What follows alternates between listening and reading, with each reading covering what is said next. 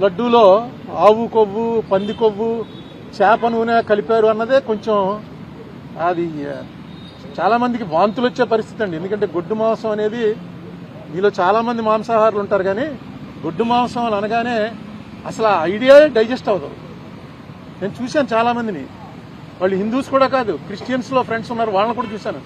ఎవడో మేము ఒక ఢిల్లీలోనో ఎక్కడ ఎవరో ఇంటికి వెళ్తే కాలా గోష్ ఖాయేగా క్యా అని అడిగాడు. కాలా గోష్ అంటే అర్థం ఏంట్రా అని నన్ను మావాడు అడిగాడు. అంటే కాలా గోష్ అంటే గేదె మాంసం ఏంటుందిరా, కాలా అంటే గేదె కదా అని చెప్పి, గోష్ అంటే గొడ్డు మాంసం, కాలా గోష్ అన్నాడు. అనేటప్పటికి గొడ్డు మాంసం పెట్టేశాడా అని వామిటింగ్ వచ్చింది వాడికి. అదేంట్రా ఎంతైందండి, నాకేం రాలేదు నీకు వచ్చింది ఏంటంటే గొడ్డు మాంసం అలా పెట్టేస్తాడు రాయుడు అంటే, వాడేమో లేదు తింటారా అని అడిగాను, ఇంతే తప్ప పెట్టలేదు అని. నాకు అది చూసి ఆశ్చర్యపోయింది. ఇది జరిగి ఎప్పుడే 40 ఏళ్ళు అయింది. అటువంటిది మాటికి ఇందులో గొడ్డు మాంసం కలిగింది, పంది కొవ్వు కలిసింది, చేప కొవ్వు కలిసిందని. వెంకటేశ్వర స్వామి కదా, వెంకటేశ్వర స్వామి అంటే మనకి ఎవరికి గుర్తుండదు ఫస్ట్ ఎప్పుడు చూసామో. ఇప్పుడు కూడా వెంకటేశ్వర స్వామికి ఉన్నటువంటిది ప్రపంచంలో నాకు ఎక్కడా ఉండదు.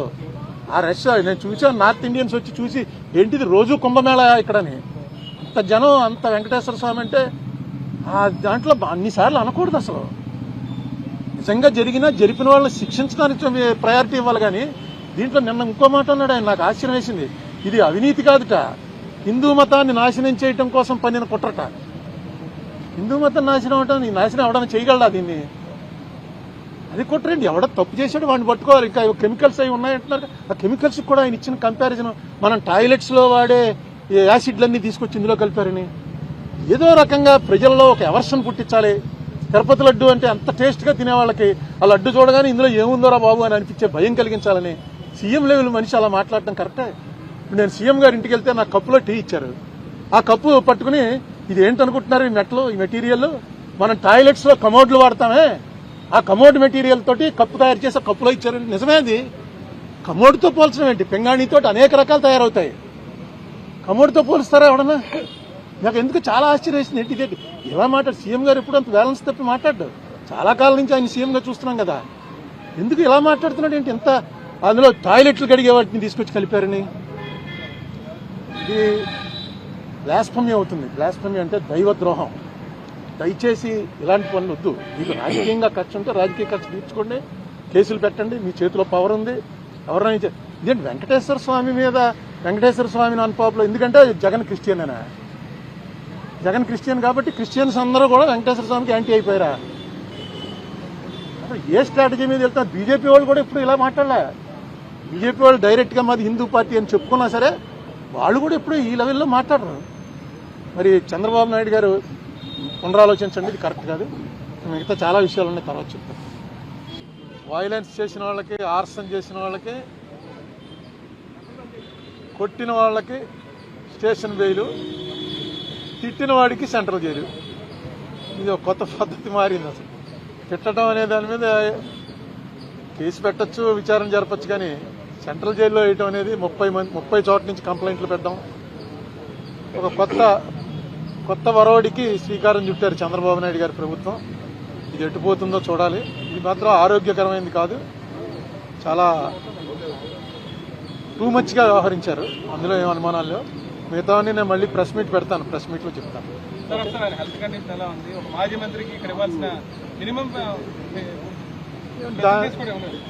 దాని గురించి ఏమి నేను మాట్లాడలేదు. ఆ లోపల కూడా మాట్లాడడం ఫోన్లోనే, అవతల ఆయన ఉంటాడు, అవతల ఉంటాడు, ఫోన్లో మాట్లాడుకోవటం. ఇంత పూర్వం నేను చాలాసార్లు సెంట్రల్ జైల్లో విజిటర్స్ని చూడడానికి వచ్చాను, నేను సెంట్రల్ జైల్లో రిమాండ్లో ఉన్నాను. కానీ ఈ కండిషన్స్ అన్నీ మారుతూ వచ్చాయి కదా, ఇప్పుడున్న దాంట్లో పెద్ద ఎక్కువగా మాట్లాడుకోవడానికి అవకాశం లేదు. ఫోన్లోనే, అటే ఫోన్లో ఆయన మాట్లాడుతున్నాడు, ఇటే ఫోన్లో మనం మాట్లాడాలి.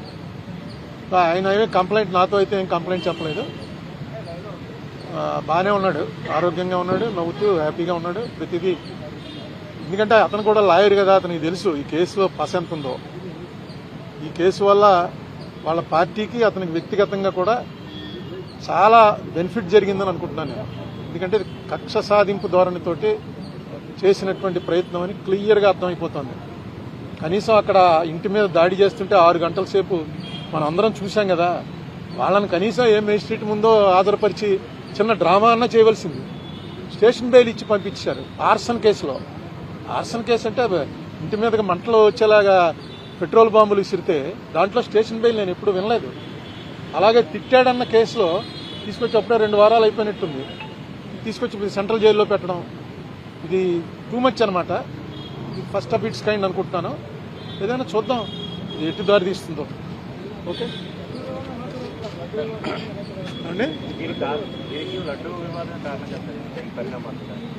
లడ్డు వివాదమే నేను ఇప్పుడు వచ్చే ముందే చూశాను. మొన్న చంద్రబాబు నాయుడు గారు అడుగుతున్నారు, ఎవడు చెప్పాడు మీకు ఇందులో ఇది లేదని, ఇది కొవ్వు, పంది కొవ్వు, గొడ్డు కొవ్వు ఇవి లేవని ఎవరు చెప్పారు మీకు అని ఒక మీ విలేకరి మీద ఆయన కొంచెం రైజ్ అయ్యి మాట్లాడారు. ఎవరు చెప్పారు, ఎక్కడ చెప్పారు, నీకు కళ వచ్చిందా అని అన్నారు కాదు. ఇదిగో వాళ్ళు వేసినటువంటి సిట్ రిపోర్ట్లో 20వ పేజీలో ఏమైంది ఎంత క్లియర్గా ఉంటే, ఎందుచేత చంద్రబాబు నాయుడు గారికి వాళ్ళు ఇచ్చే ఫీడింగ్ సరిగ్గా ఇవ్వలేదో నాకు అర్థం లేదు. 20వ పేజీలో ఒక చిన్న లైన్ ఏంటంటే,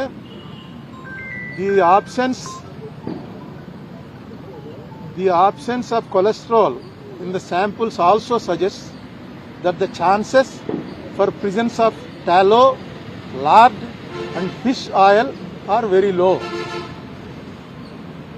లేవు అని ఎప్పుడు ఎవరు, వెరీ లో అంటే లేనట్టే లెక్క. In the absence of cholesterol in the ghee samples అని క్లియర్గా వాళ్ళు వేసిందే. ఆ సిట్ ఆయన వేసిందే, సుప్రీంకోర్టు దాంట్లో వాళ్ళు క్లియర్గా ఇచ్చారు. అది వీళ్ళు రిలీఫ్ కింద ఫీల్ అవుతున్నారు. ఎందుకంటే వెంకటేశ్వర స్వామి లడ్డూలో ఆవు కొవ్వు, పంది కొవ్వు, చేప నూనె కలిపారు అన్నదే కొంచెం అది చాలామందికి వాంతులు వచ్చే పరిస్థితి అండి. ఎందుకంటే గొడ్డు మాంసం అనేది, మీలో చాలామంది మాంసాహారులు ఉంటారు కానీ గొడ్డు మాంసం అని అనగానే అసలు ఆ ఐడియా డైజెస్ట్ అవ్వదు. నేను చూశాను చాలామందిని, వాళ్ళు హిందూస్ కూడా కాదు, క్రిస్టియన్స్లో ఫ్రెండ్స్ ఉన్నారు, వాళ్ళని కూడా చూశాను.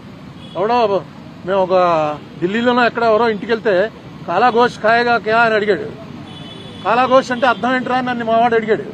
అంటే కాలా గోష్ అంటే గేదె మాంసం ఏంటుందిరా, కాలా అంటే గేదె కదా అని చెప్పి, గోష్ అంటే గొడ్డు మాంసం, కాలా గోష్ అన్నాడు. అనేటప్పటికి గొడ్డు మాంసం పెట్టేశాడా అని వామిటింగ్ వచ్చింది వాడికి. అదేంట్రా ఎంతైందండి, నాకేం రాలేదు నీకు వచ్చింది ఏంటంటే గొడ్డు మాంసం అలా పెట్టేస్తాడు రాయుడు అంటే, వాడేమో లేదు తింటారా అని అడిగాను, ఇంతే తప్ప పెట్టలేదు అని. నాకు అది చూసి ఆశ్చర్యపోయింది. ఇది జరిగి ఎప్పుడే 40 ఏళ్ళు అయింది. అటువంటిది మాటికి ఇందులో గొడ్డు మాంసం కలిగింది, పంది కొవ్వు కలిసింది, చేప కొవ్వు కలిసిందని. వెంకటేశ్వర స్వామి కదా, వెంకటేశ్వర స్వామి అంటే మనకి ఎవరికి గుర్తుండదు ఫస్ట్ ఎప్పుడు చూసామో. ఇప్పుడు కూడా వెంకటేశ్వర స్వామికి ఉన్నటువంటిది ప్రపంచంలో నాకు ఎక్కడా ఉండదు. ఆ రష్ నేను చూసాను, నార్త్ ఇండియన్స్ వచ్చి చూసి ఏంటిది రోజు కుంభమేళ ఇక్కడని. అంత జనం, అంత వెంకటేశ్వర స్వామి అంటే ఆ దాంట్లో అన్నిసార్లు అనకూడదు అసలు. నిజంగా జరిపిన వాళ్ళని శిక్షించడానికి ప్రయారిటీ ఇవ్వాలి. కానీ దీంట్లో నిన్న ఇంకో మాట అన్నాడు ఆయన, నాకు ఆశ్చర్యం వేసింది.